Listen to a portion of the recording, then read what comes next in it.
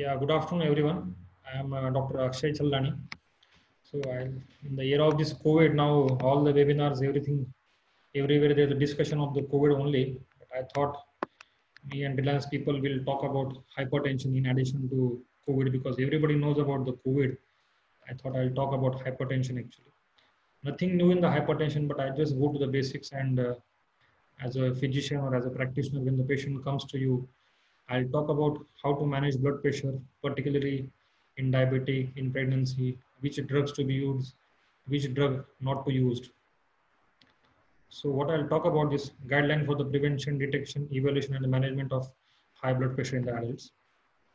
So what we need to see, what I'll talk about next 30 minutes, is there any evidence that self-directed monitoring BP or ambulatory BP monitoring are superior to the office-based measurement of BP by a health worker? So what I mean to say, if you can't call the patient to the clinic, is it also okay that if the patient is monitoring his or her own BP at home? That is also fine. What are the optimal target for the BP? We'll come to that next slide. And when we want to use, so we use antihypertensive medicines. So in which group of patient we need to add single medicine or single drug, and which group of patient or with what stage of hypertension we need to initially start with the two medicines, that we'll just see.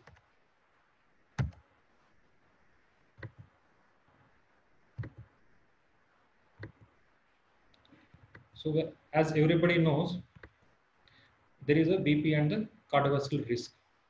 If you don't treat the BP adequately, or if you did not get the adequate number, the patient has a high chance of developing cardiovascular risk.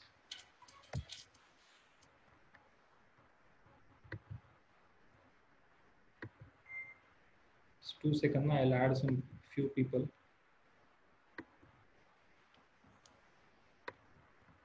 Yeah.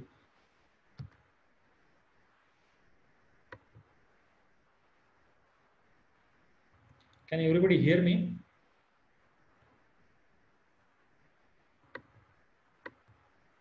Yeah. So what are the risk factors for the hypertension? The risk factors are either modifiable or non-modifiable. So modifiable risk factor, that means we can, if we can intervene in this group. So commonly, the most common risk factor for this hypertension are, one is smoking or second-hand smoking. What do you mean by second-hand smoking? That suppose your colleague, your wife or husband smokes, then unnecessarily or automatically you are exposed to the smoking. That is a second-hand smoking. Diabetes mellitus, dyslipidemia, obesity, physical inactivity, and unhealthy diet. These are the modifiers.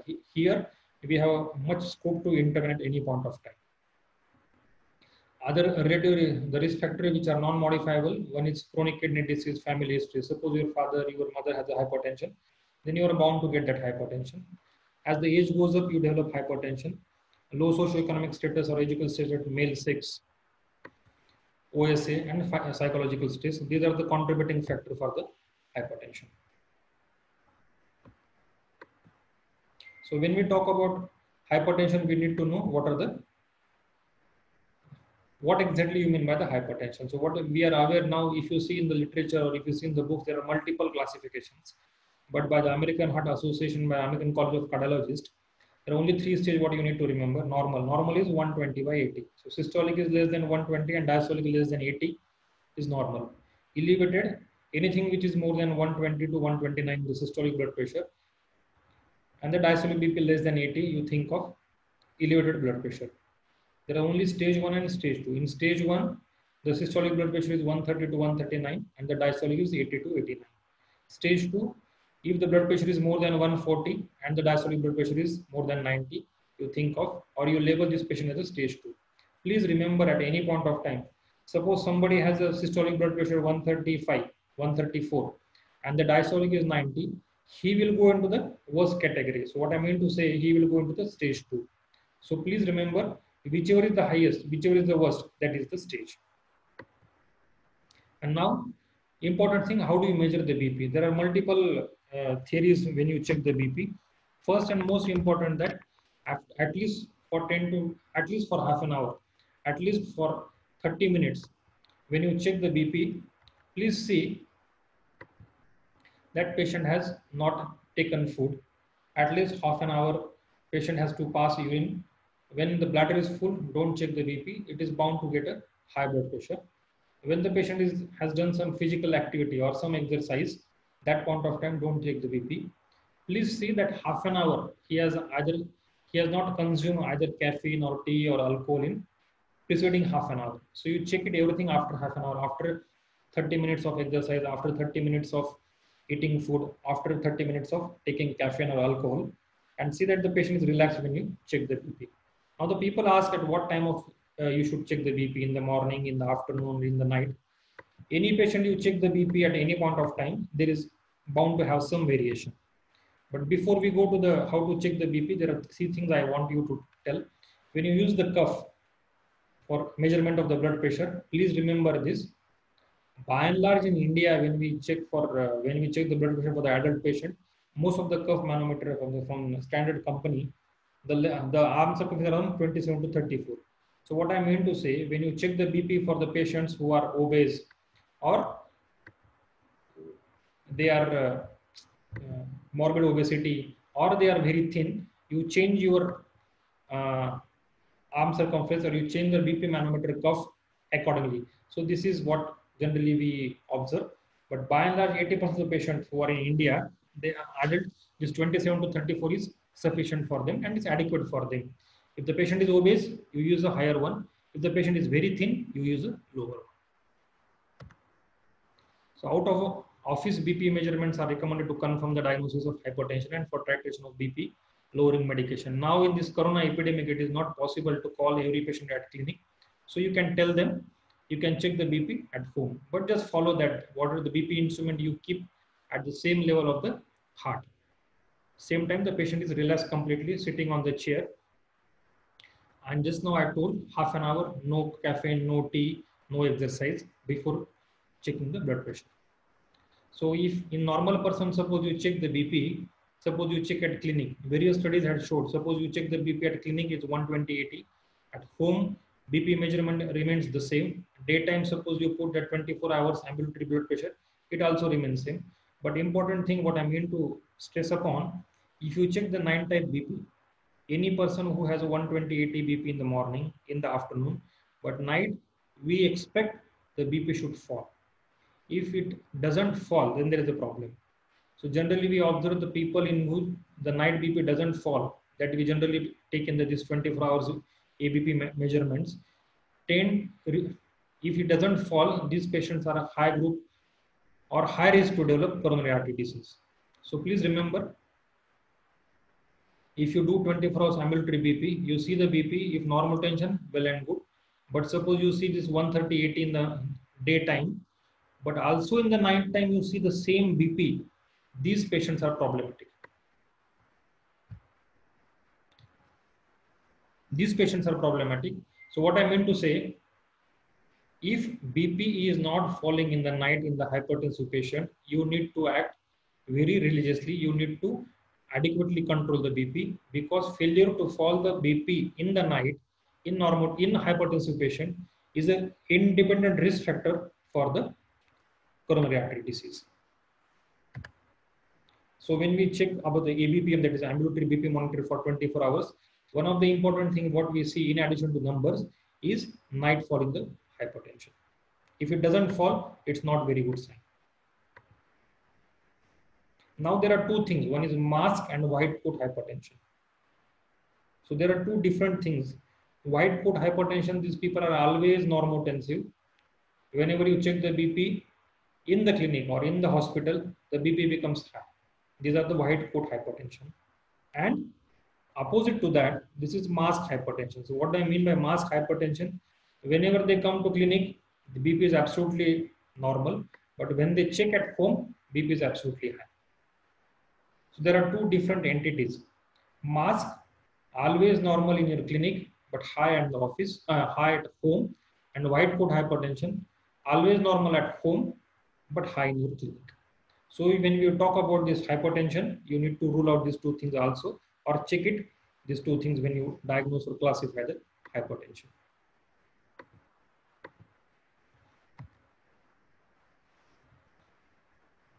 So this is what I generally told. Masked hypertension, office, clinic, healthcare setting, the blood pressure is absolutely normal, but at home, non-healthcare setting, the BP is high. White coat hypertension in the office, clinic, healthcare is always hypertension, but at home, there is no hypertension. So white coat, by and large, they are anxious or other things we need to rule it out. Masked hypertension, these are original hypertensive patients.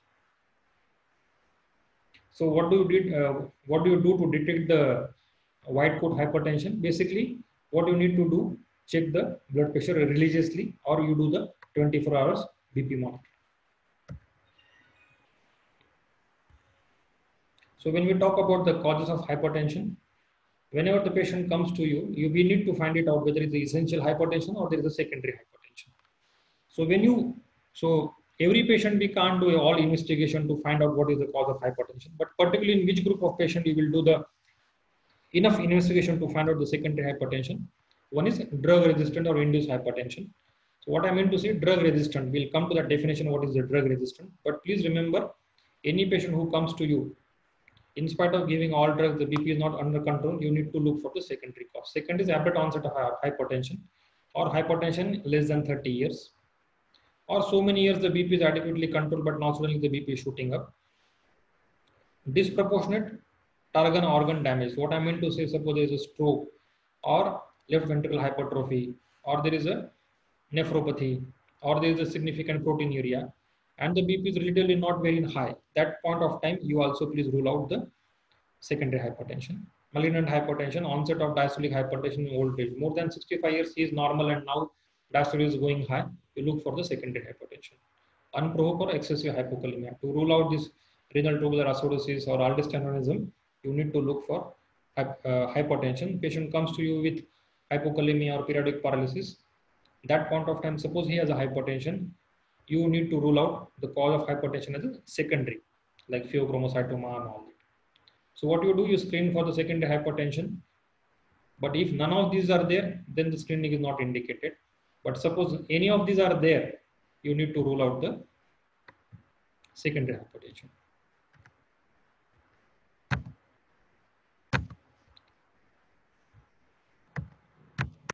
One second, the screen is not moving actually.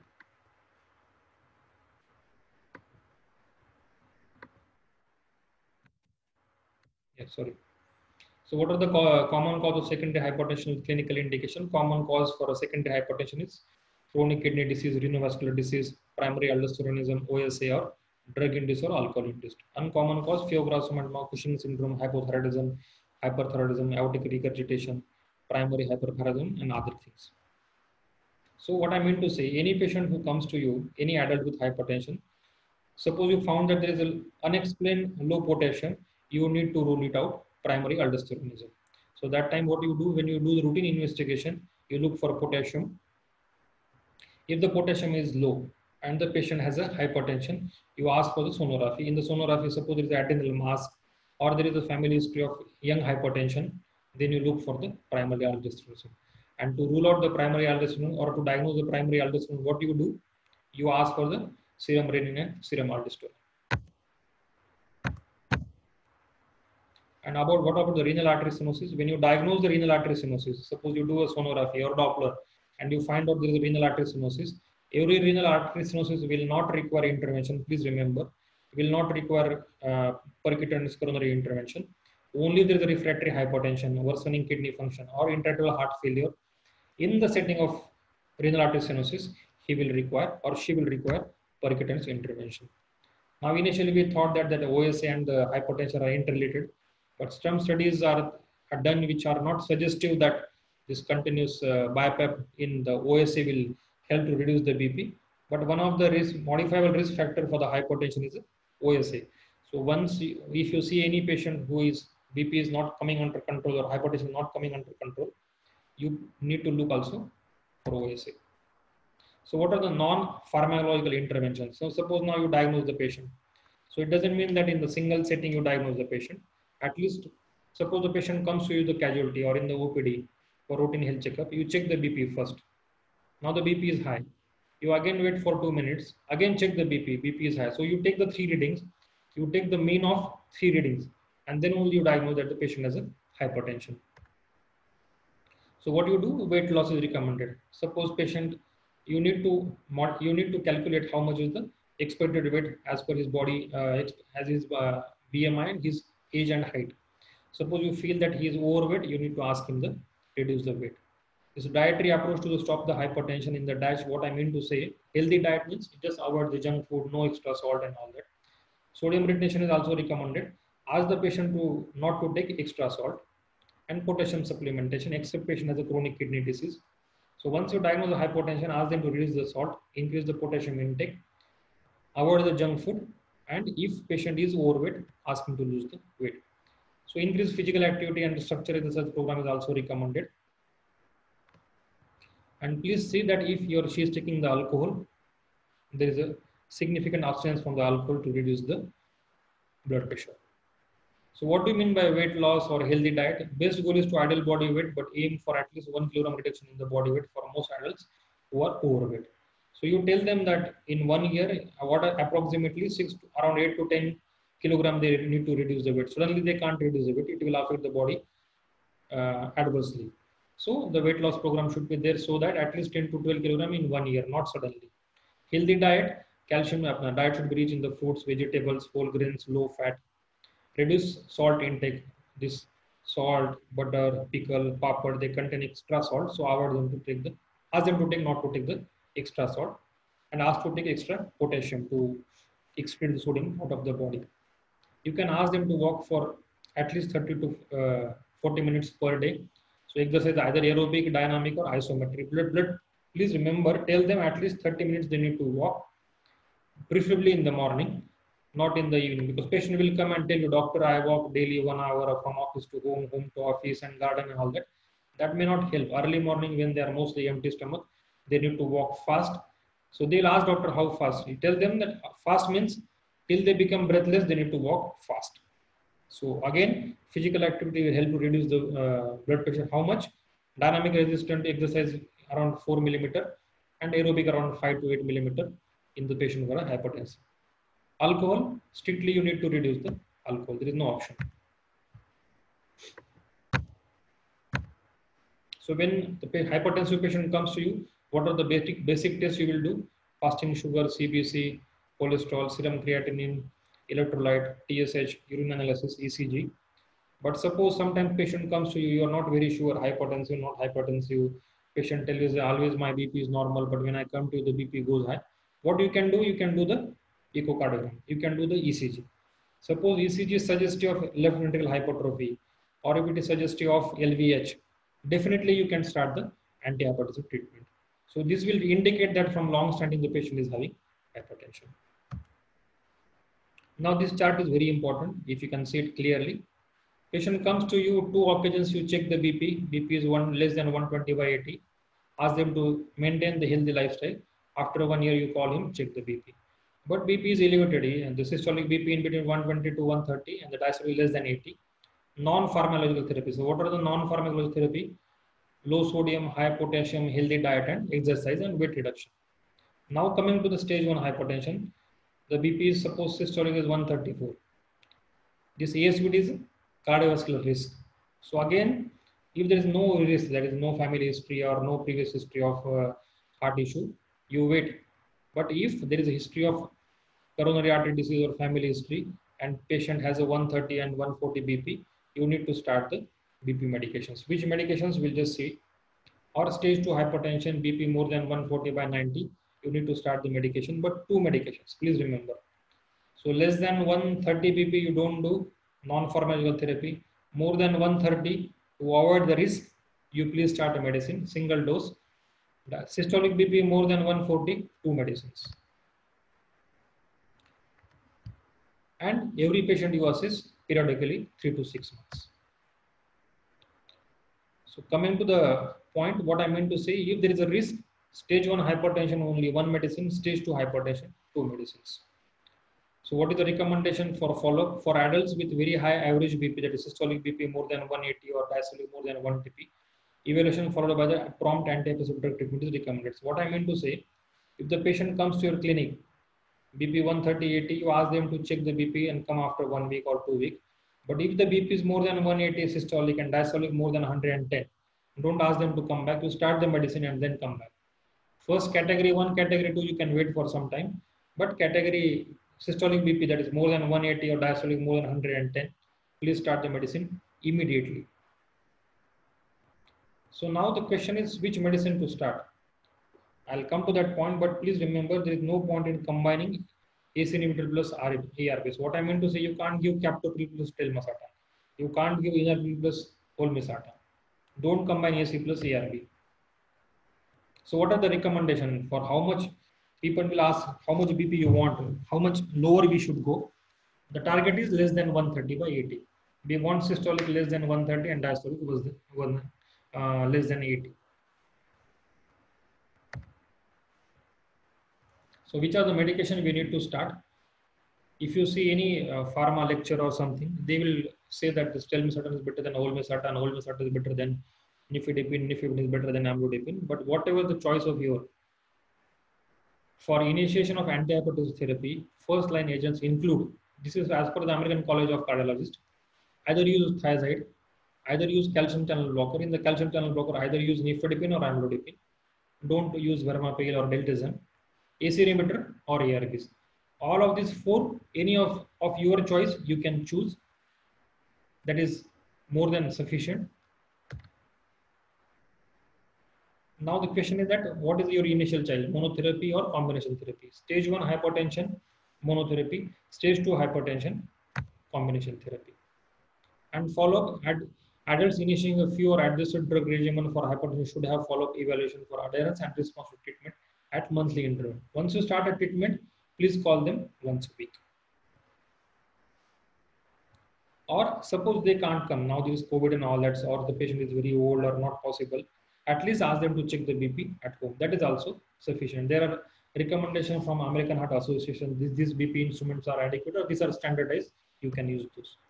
Now we'll see a few points. Suppose the patient has hypertension with other comorbidities, so which drug you need to use. Stable ischemic heart disease, what you can do, uncontrolled hypertension, the addition of dihydropyridine to the GDM start for guideline directed medical therapy. So any patient who has a ischemic heart disease, please say that your prescription contains beta blockers. In adult with myocardial infarction or acute coronary syndrome, it is reasonable to continue beta blocker. So any patient with the ischemic heart disease, ideally he should have beta blocker. Beta blocker with calcium channel blocker might be considered to control the hypertension in the patient with coronary artery disease. So in addition to beta blocker, you can think of either nifedipine or amlodipine. Now management of hypertension in the patient with the SIH. So what are your goals? That patient, the BP should be less than 130. So which drug you can use? Beta blocker plus ACE inhibitor or ARBs. Add dihydropyridine CCBs. Dihydropyridine CCBs are either nifedipine or amlodipine. But see that all stable ischemic heart disease, SIHD stands for stable ischemic heart disease. The target BP should be less than 130 by 80. So recommendation for prevention of heart failure in adults with hypertension. Again, the number should be less than 130 by 80. Now heart failure with reduced ejection fraction, the numbers are same. The recommended medicines are calcium channel blocker, either nifedipine or amlodipine. Sorry. Now, one second. So in those patients in which there is a chronic kidney disease, what is the BP goal? So please remember, except stroke, except acute stroke, the target BP in all patients is less than 130 by 80. In the stroke, initially few days, it is recommended to keep the BP slightly on higher side, but all parameters, all diseases, your number should be less than 130 by 80. So what are the drugs you use in chronic kidney disease? Up to 2.2 creatinine reasonably you can use ACE inhibitor or ARBs. BP if you want less than 130 by 80 in the chronic kidney disease, when there is albuminuria, the drug of choice is ACE inhibitor. It is found that the captopril, enalapril or ramipril, it will reduce the albumin in the urine. So in these patients, if the creatinine is not very high, you can think of or you can start antihypertensive medicine as either ramipril, enalapril or not.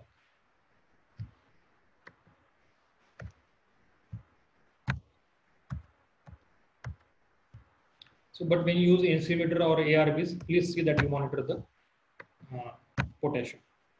Patient in the intracellular hemorrhage, you use a labetalol. In the management of hypertension in acute intracellular hemorrhage, acute less than 6 hours, systolic BP 150 by 2. Thank you. Systolic BP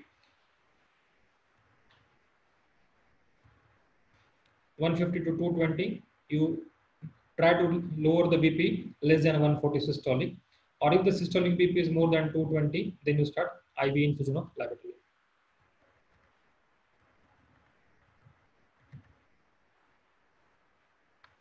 Now, coming to this, suppose patient has a stroke or patient has a CVA. So, which medicines you use to lower this blood pressure in this group of patient?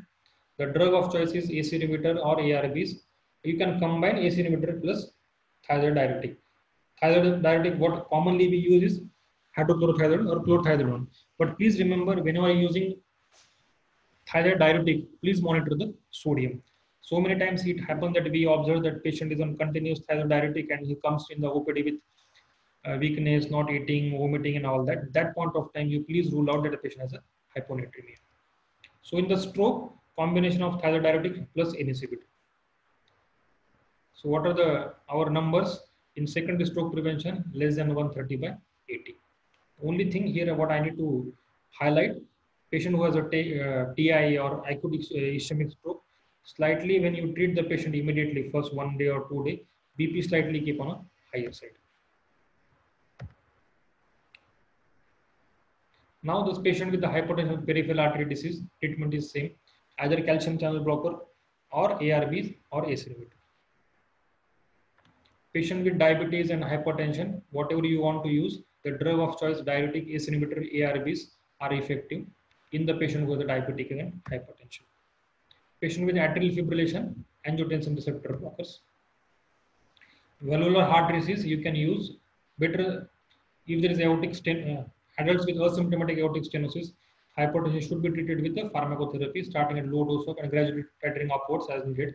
So if you started beta blocker, slightly go on increasing the dose till you control the heart rate. In patient with chronic aortic insufficiency, treatment of systolic hypertension with agents that do not slow the heart rate, that is avoid beta blockers, is reasonable.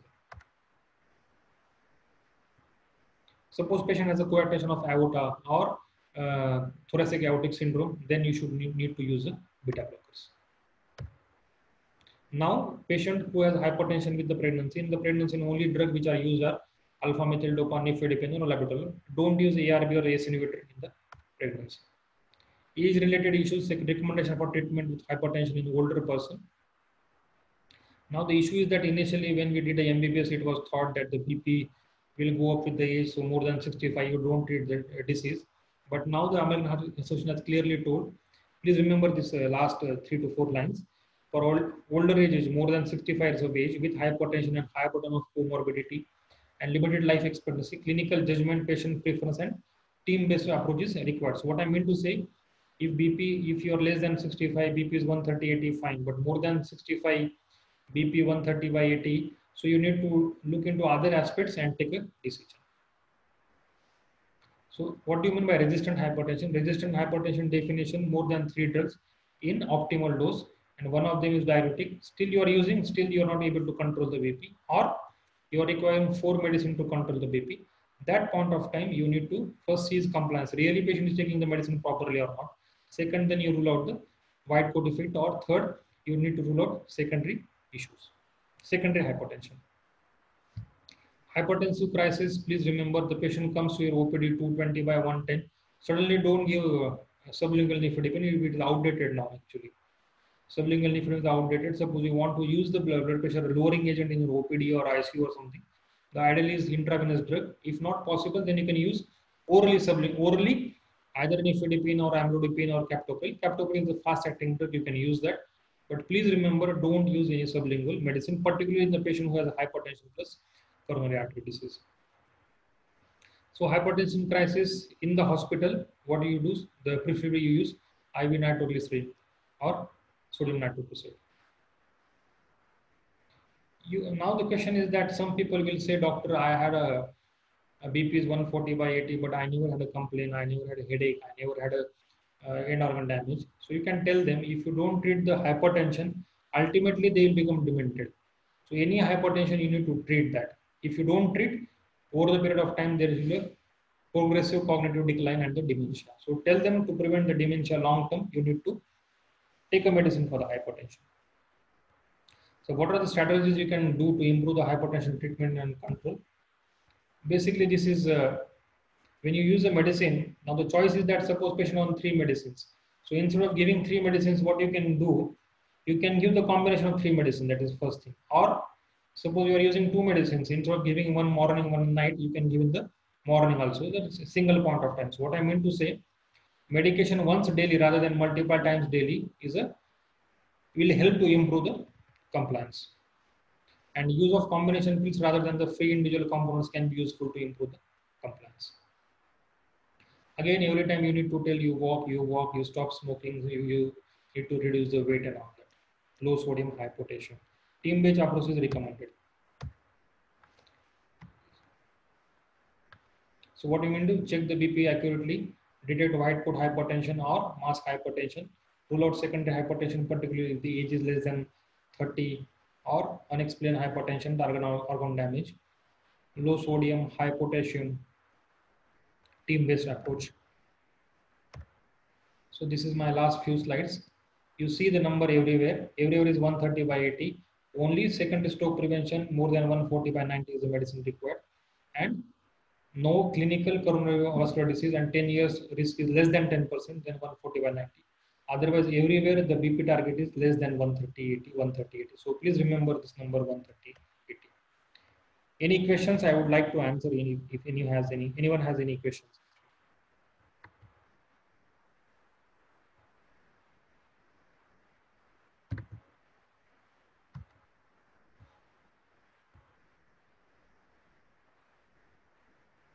And I thank Reliance Hospital, Sushant and Harjit, to giving me an opportunity to talk on the hypertension topic. Hello.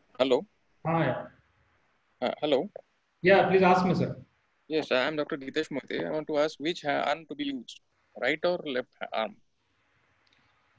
No, so when you check the BP, suppose you wish to monitor or you need to detect the blood pressure, you are checking the BP every time. You check only on the either left or Hello. either right. You can't do like this. Hello, sir. Your voice is not coming. Yeah, your question is that you should check the BP. Yes. Can you hear me? In the left or right arm? Yes.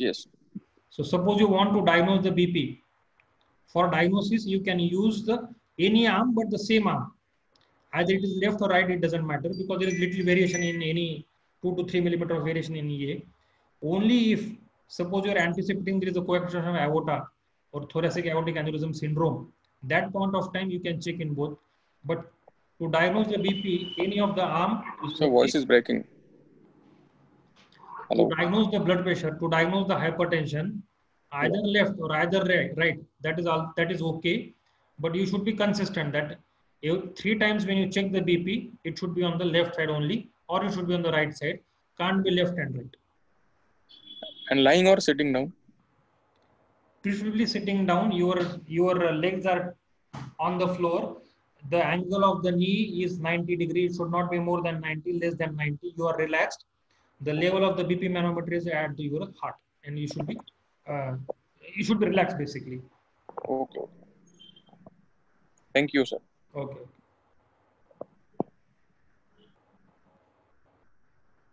Any other question?